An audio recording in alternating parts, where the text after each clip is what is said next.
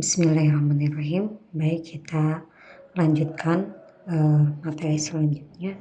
Materi ini masih dalam bab kinematika ya. Nah, sekarang kita akan mempelajari mengenai gerak dalam bidang datar. Gerak dalam bidang datar. Nah, di materi gerak dalam bidang datar ini akan kita bahas perpindahan dan kecepatan pada gerak lengkung. Lalu kita akan membahas gerak dalam bidang datar dengan percepatan tetap, dan terakhir kita akan membahas mengenai gerak peluru. Nah, baik, yang pertama dulu ya. Kita bahas perpindahan dan kecepatan pada gerak lengkung.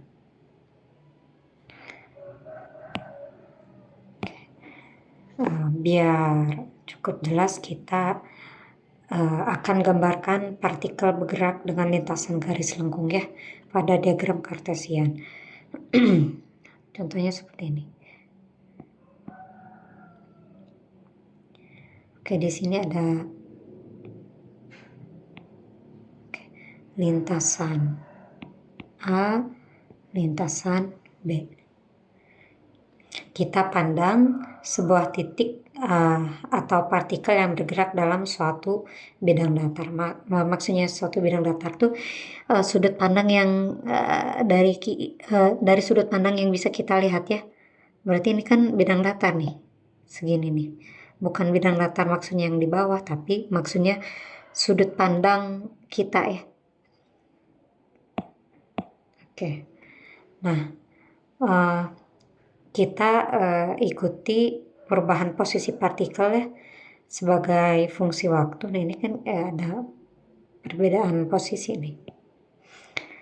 Nah, untuk menentukan posisi partikel kita menggunakan sistem sumbu koordinat X dan Y ya pada bidang datar. Nah, titik asal sumbu koordinat dapat kita pasang pada sembarang tempat.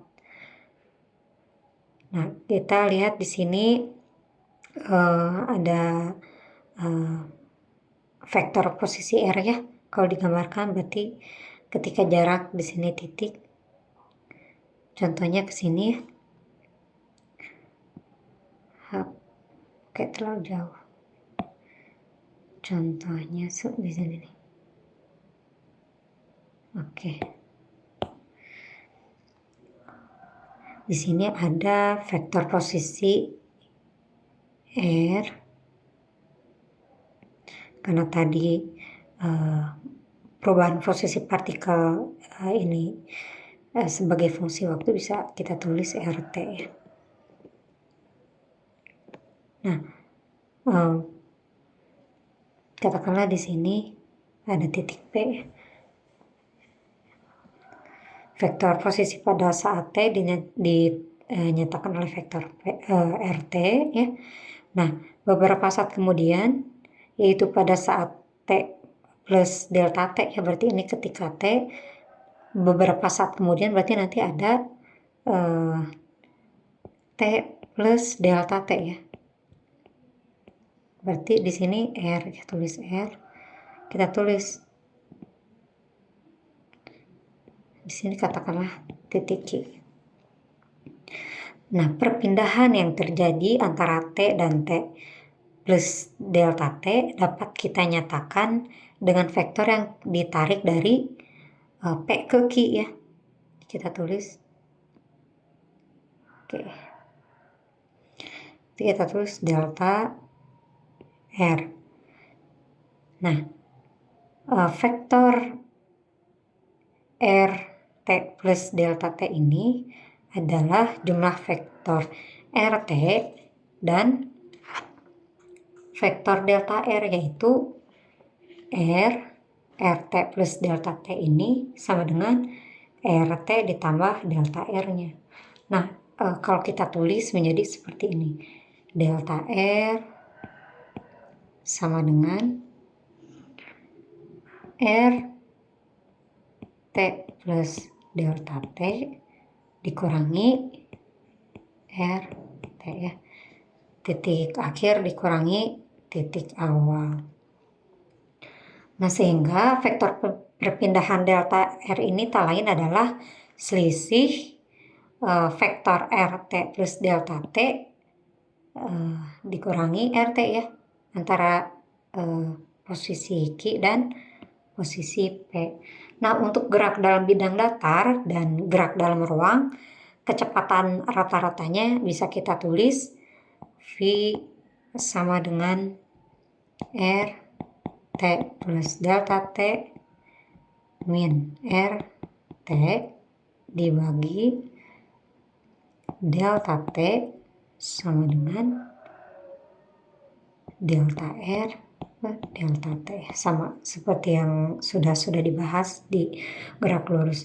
Nah, bagaimana jika selang delta T ini kita perkecil terus, jadi kita buat delta T-nya itu menuju 0, maka kita akan memperoleh kecepatan sesaat ya, memperoleh kecepatan sesaat. Oke, berarti V sama dengan limit delta T menuju 0, delta R per delta T, atau turunan posisi terhadap waktu. Nah, arah V ini sama dengan garis singgung lintasan pada saat T ya. Oke. Nah, hubungan antara vektor posisi dengan RT, yang RT ini ya,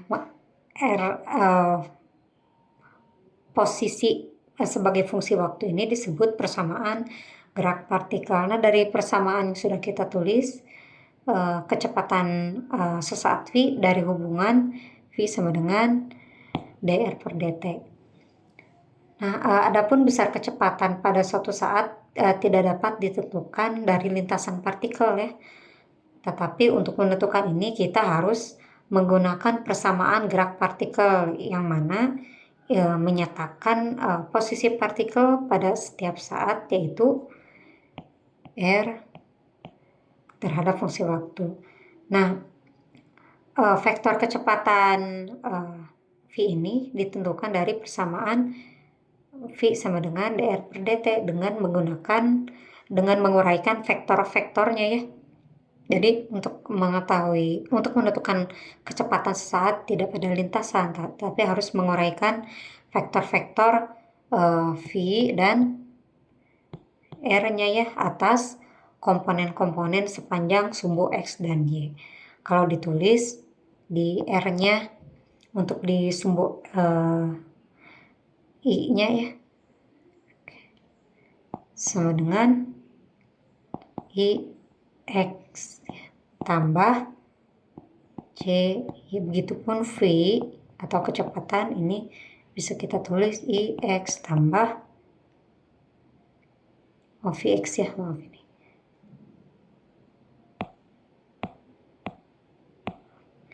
I Vx tambah J V, dengan I ini adalah vektor satuan pada arah X dan J adalah vektor satuan pada sumbu Y.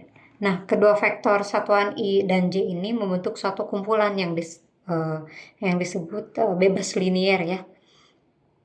Maksudnya bila kita mempunyai H I tambah Bj sama dengan 0, maka harus H sama dengan B sama dengan 0, atau vektor 0 ini mempunyai komponen X dan Y sebesar 0 ya.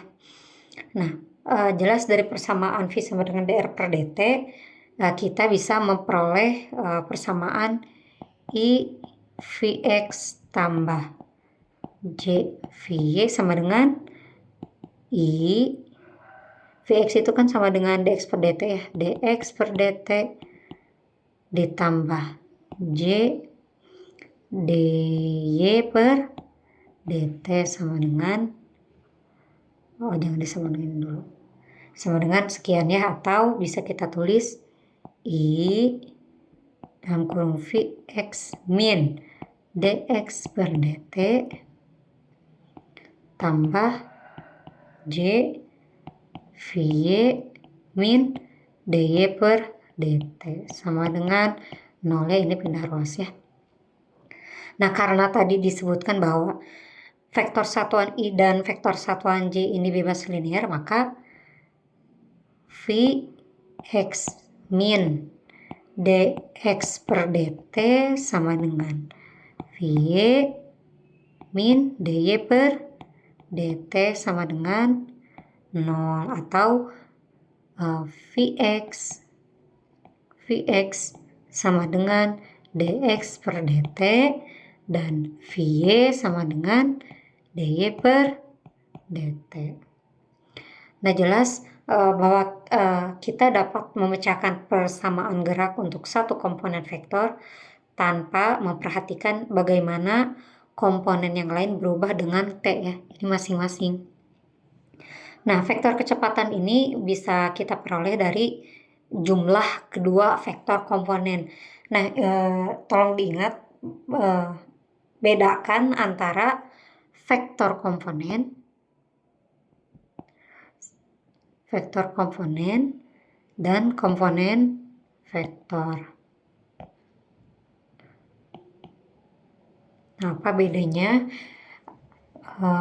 Kalau vektor komponen ini adalah vektor ya, misalnya vektor satuan I Vx ini adalah vektor komponen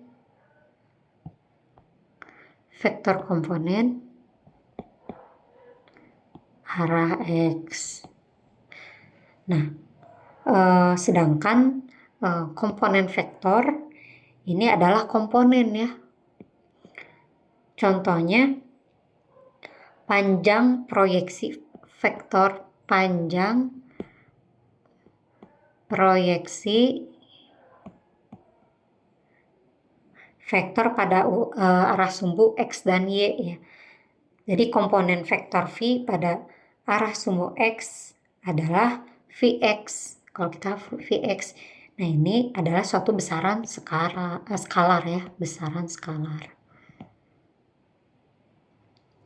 Nah, untuk gerak dalam ruang berdimensi 3, pada persamaan ini ya, yang Vx sama dengan dx per dt, V sama dengan dy per dt,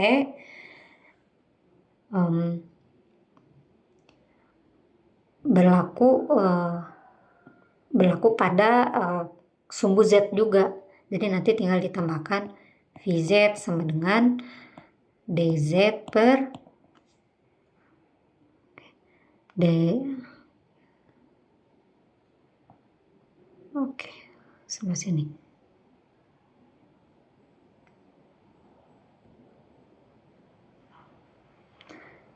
Vz sama dengan dz per dt.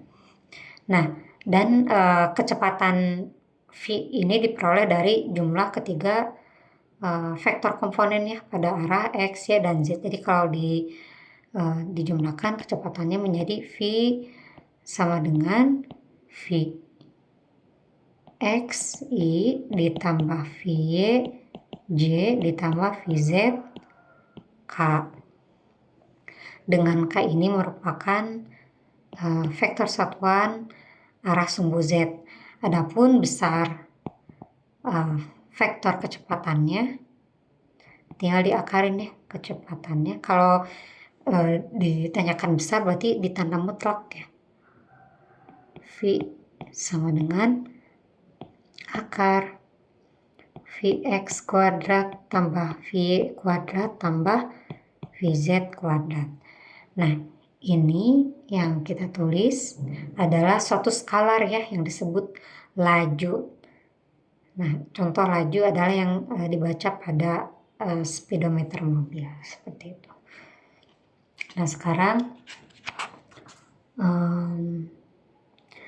kita masuk gerak dalam bidang data dengan percepatan tetap ya.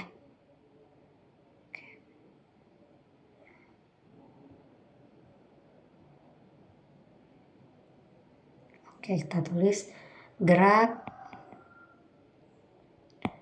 dalam bidang dengan percepatan tetap.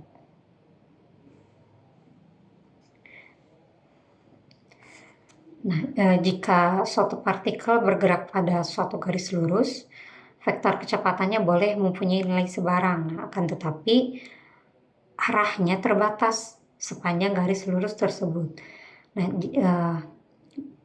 jika suatu partikel bergerak pada suatu garis lengkung dalam suatu bidang datar, maka arah dan besar vektor kecepatannya boleh mempunyai nilai sebarang. Adapun arah vektor kecepatannya itu adalah arah garis singgung lintasan pada titik di mana benda berada pada suatu saat ya. Biar lebih jelas kita gambarkan contohnya ya. Ini tentu di diagram kartesian lagi. Oke, ini kita gunakan diagram kartesian. Di sini garis lengkung kurang lebih seperti ini.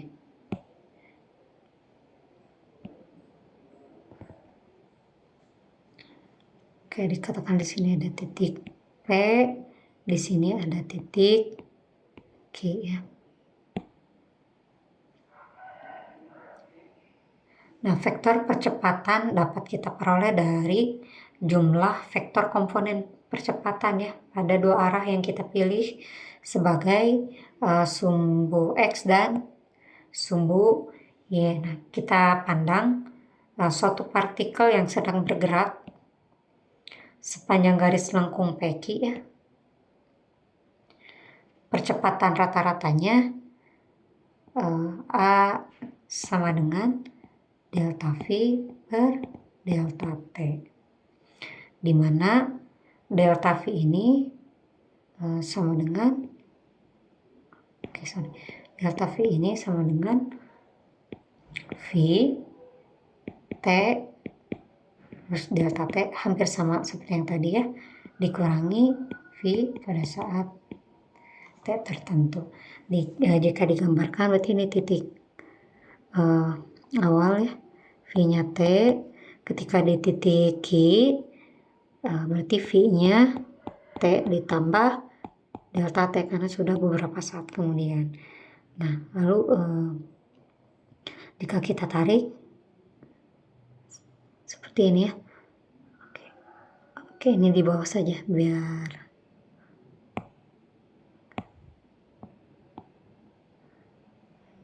tidak terlalu penuh. Oke, kita tarik dulu.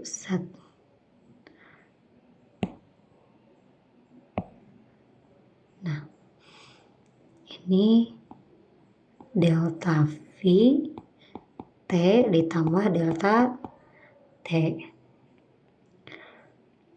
Ini titiknya ya. Kalau kita proyeksikan seperti ini. Ini sama ya. Ini di sini pun ada VT sehingga delta V-nya, maaf ini bukan delta V ya, tapi V ya. Karena ini kecepatan pada saat beberapa saat kemudian karena ada delta T, berarti ini resultannya ya. Jadi di sini delta V sama dengan yang ini yang kita tulis. Delta V sama dengan V T plus delta T dikurangi kecepatan awalnya. Nah, jelas bahwa arah percepatan rata-rata A ini sejajar dengan arah vektor V ya. Ini sejajar nih. Nah, sedang besarnya adalah sama dengan panjang vektornya. Berarti bisa kita tulis karena A ini sama dengan delta V per delta T, yaitu bisa kita tulis kalau ditanyakan besar tinggal di tanda mutlak ya.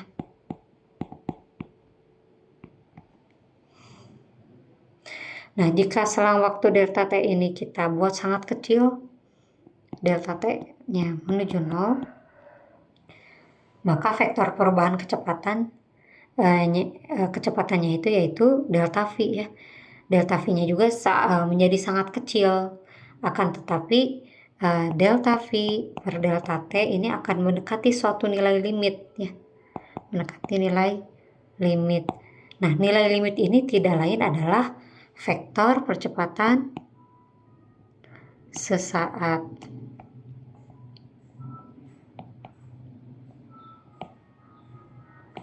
Nih, hampir sama ya kayak kita mencari kecepatan sesaat. Jadi nanti A sama dengan limit T menuju 0, delta V per delta T sama dengan dV per dt.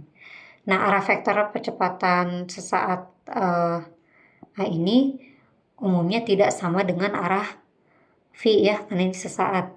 Adapun besar dan arah vektor percepatan A ini ditentukan dari hasil jumlah vektor komponen pada sumbu X dan Y. Berarti A sama dengan I AX ditambah Y AY ya. Nah, sedangkan besar AX dan AY dapat kita peroleh dari AX sama dengan dVx per dt. Sedangkan untuk yang AY berarti AY sama dengan dVy per dt. Nah, arah vektor A ini bisa ditentukan dengan dari sudutnya ya, tangen. Berarti tangen theta sama dengan AY per AX. Kalau digambarkan ya, seperti ini.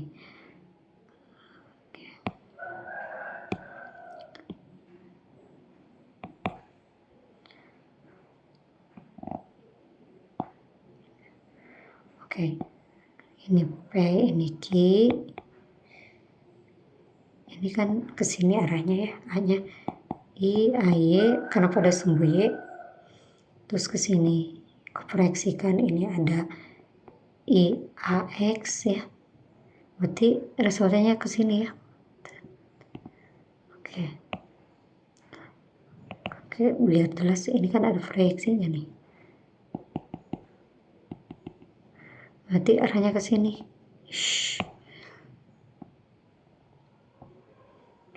Ini A-nya ya. Nah, sedangkan ini ada sudutnya nih. Berdasarkan hukum trigonometri, sinus itu hadap bagi miring, kosinus itu dekat bagi miring, sin hami itu hadap bagi miring, kos itu dekat bagi miring, tangan itu hadap bagi dekat. Hadapnya mana? Hadapnya adalah ini ya. Hadapnya kan ini AY. Dibagi dekat, dekatnya itu yang ini. Dekat AX, makanya AY per AX. Ya, sebagai review, sin hami kos demi tan HD. Sin hami hadap dibagi miring. Sedangkan kos dekat dibagi miring. Dan HD hadap dibagi dekat.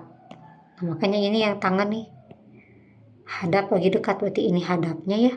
Hadap sudutnya nih. Hadapnya kan ini AY ya, yang horizontal.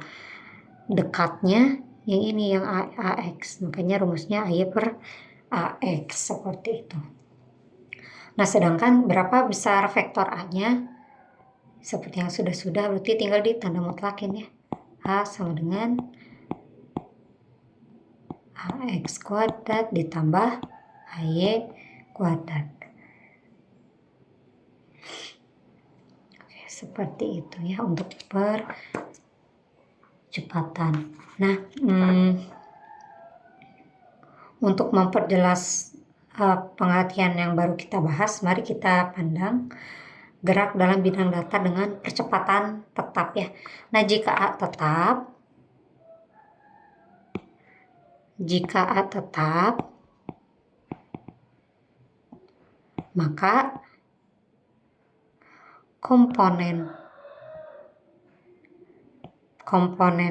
AX dan AY nya juga tetap ya. Artinya AX dan AY ini tidak berubah dengan waktu, artinya tidak berubah. Tidak berubah dengan waktu. Nah, di sini kita dapat memandang gerak pada garis lengkung sebagai perpaduan dua gerak lurus sepanjang sumbu X dan Y. Nah, gerak lurus pada arah sumbu X, ini sumbu X ya, ini sumbu Y, mempunyai kecepatan Vx dan dengan percepatan tetap Ax, dan gerak lurus pada arah sumbu Y mempunyai kecepatan Vy dengan percepatan tetap AY.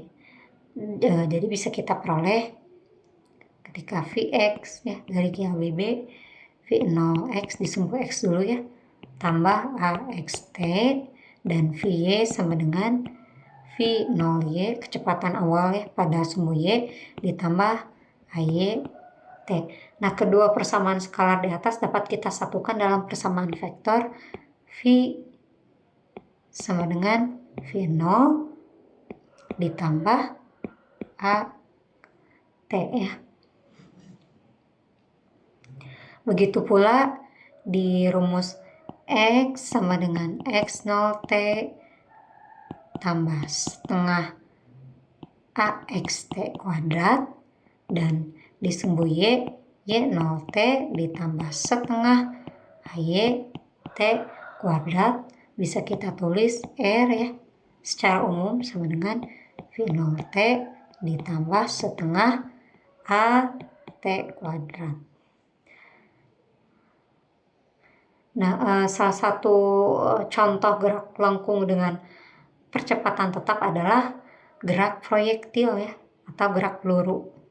Contohnya yang percepatannya tetap adalah gerak proyektil dan gerak peluru.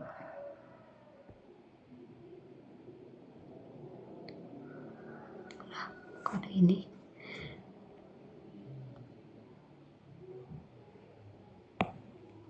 dan gerak peluru. Nah, untuk pembahasan gerak dalam bidang dengan percepatan tetap sudah selesai. Kita masuk ke contoh dari gerak lengkung percepatan tetap pada gerak peluru ya.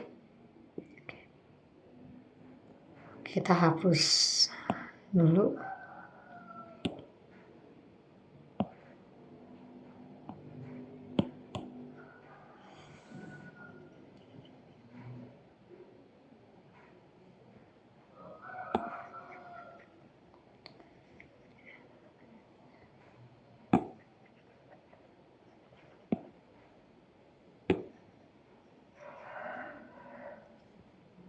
Oke. Nah, sekarang kita masuk gerak peluru. Ini gerak parabola ya. Di SMA sudah pernah dibahas sih. Oke, kita tulis gerak peluru.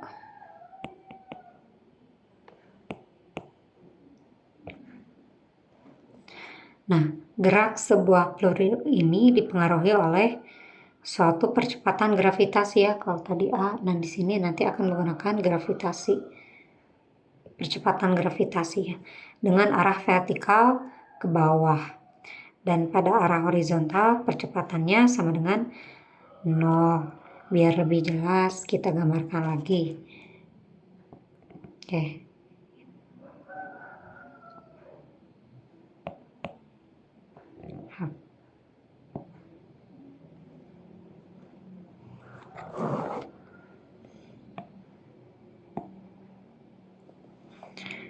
Oke, di sini ada sumbu X di sini ada sumbu Y.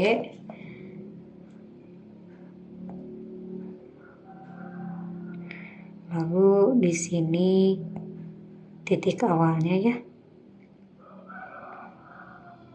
Titik. Oke, kecepatan awal pada sumbu Y berarti kita tulis J VOY. Nah, ini kita gambarkan dulu vektor-vektor komponen pada gerak peluru ini ya. Lalu ke sumbu X berarti ada I V0 X. Nah, kalau diproyeksikan nanti digambar dulu seperti ini. Tak tak tak tak tak. Miring apa-apa ya. Berarti di sini ada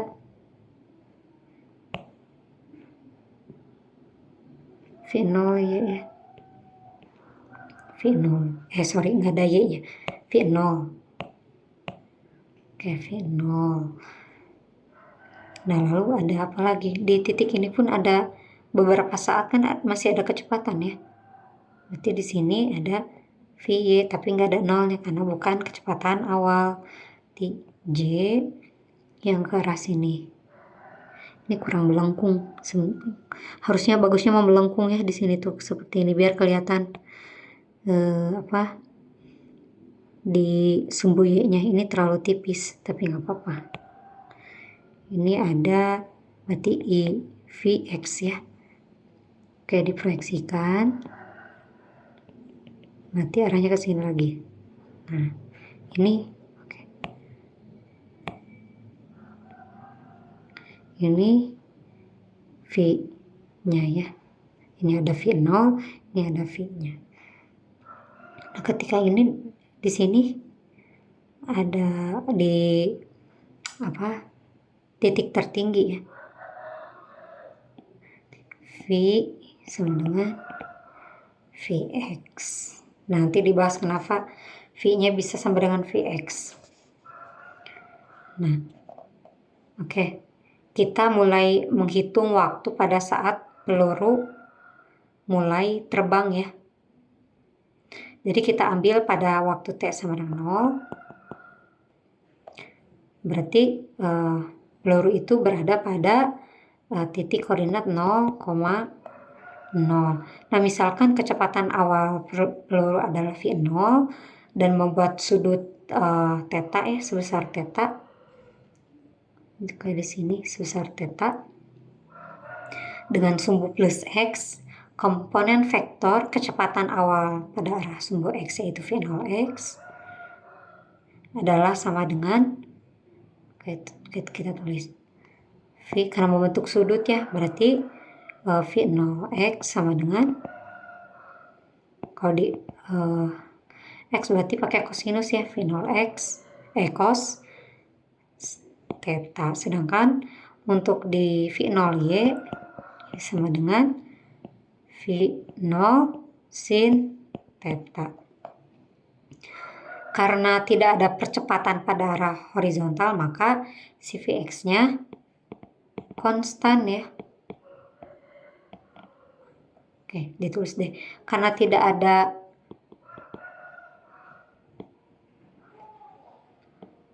percepatan pada arah horizontal, maka si Vx-nya sama dengan konstan. Jadi dapat kita tuliskan bahwa Hx-nya sama dengan 0. Nah, dari persamaan yang V sama dengan V0 tambah AT, Vx-nya sama dengan V0 cos theta.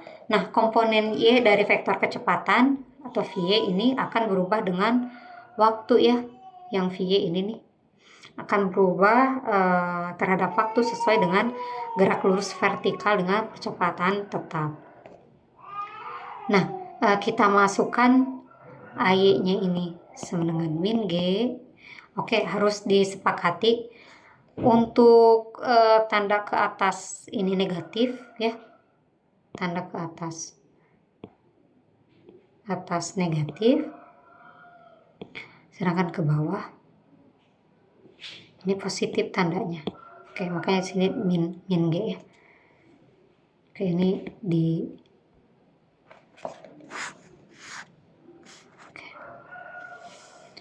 Oke, ini diingat, ini kesepakatan untuk tanda ya, tanda ke atas artinya negatif, nanti tandanya negatif, kalau ke bawah tandanya positif. Nah, V0Y-nya nanti sama dengan V0 sin theta ya. Dan V-nya sama dengan V0 sin theta min gitu. Ini dari mana? Dari rumus yang V sama dengan V0 ditambah AT. Plus A-nya jadi min karena kan ke atas ya. Ke arah atas, jadi negatif yang A-nya. Ini untuk sumbu Y. Nah, bagaimana dengan besar kecepatannya? Berarti nanti besar kecepatannya tinggal dihitung. V sama dengan akar Vx kuadrat ditambah Vy kuadrat. Nah, sedangkan sudut tetanya yang dibuat oleh kecepatan pada sumbu X bisa diperoleh dari tangan. Theta sama dengan seperti yang tadi ya. Coba kita lihat. Di sini tangan itu hadap bagi dekat. Berarti hadapnya di sini. Ini hadap nih. Hadap, dekatnya ini. Yang ini nih, dekat. Berarti hadap bagi dekat Vy per Vx ya. Oke, Vy dibagi Vx. Nah, arah vektor kecepatannya ini adalah menyinggung lintasan partikel pada setiap titik, sedangkan percepatannya ini mempunyai arah vertikal ke bawah pada setiap titik. Nah, adapun absis dari partikel pada setiap saat, absis itu berarti di sumbu X ya maksudnya. Absis dari partikel pada setiap saat bisa kita tulis X sama dengan V0 cos theta dikalikan dengan T, sedangkan di ordinatnya atau di sumbu Y-nya Y sama dengan V0 sin theta kali T min setengah GT kuadrat. Nah, dengan eliminasi waktu dari kedua persamaan ini, kita peroleh Y sama dengan ya, tinggal dieliminasi, langsung tangan theta dikali X min G per 2 V0 cos theta kuadrat dikalikan dengan X kuadrat. Nah, karena theta nolnya, V0-nya dan G masing-masing ini adalah kecepatan tetap ya. Ini adalah tetapan, maka persamaan di atas kita tulis. Ini tetapan ya. Yang theta sama maksudnya tuh. Lalu V0 dan G-nya ini tetapan, ini tak lain adalah Y sama dengan, kalau kita tulis pada persamaan umum, Y sama dengan B, yang ini jadi B, yang ini jadi C ya, min, oke, Bx-nya belum ada, B, X-nya tulis, min Cx kuadrat. Nah, jadi lintasan YX ini dari YX dari gerak peluru ini adalah suatu parabola ya. Kalau di matematika kan ini gerak parabola ya. Kalau di fisika ini lebih terkenal disebut gerak peluru karena salah satu contoh dari gerak bidang dengan percepatan tetap seperti itu.